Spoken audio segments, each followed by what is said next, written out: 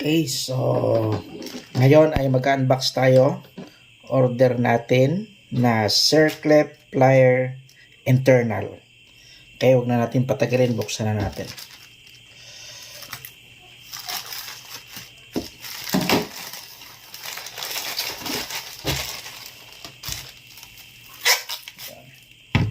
Kuhan po itong order natin na ito. 9 inches.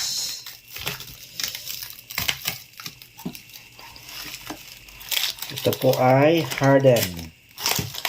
Hindi po ito sponsor. Atin pong pinorchase.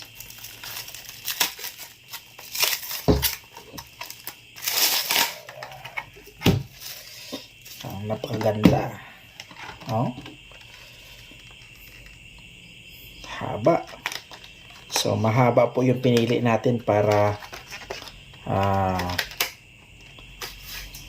hindi tayo mahirapan kapag may dudukutin. Ayan. So ito po. Ito po ay circlip plier internal. Ayan. Ibig sabihin, pag papapaliitin natin yung ring, ito ang gagamitin natin papaganyan. No? Ayan.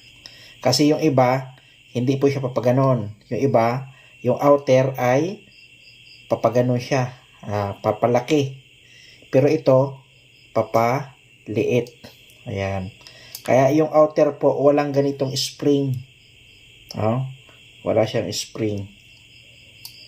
Ayan. Ito meron. Ayan. Ganda oh. Heavy duty talaga siya.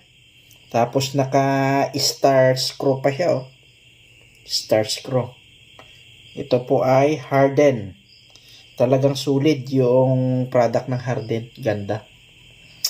So, the best, 9 inches. Sakto lang. Kasi pag mga 7 inches, hanggang dito lang po yan eh. Yan. 7 inches, ganyan. Pero okay na to.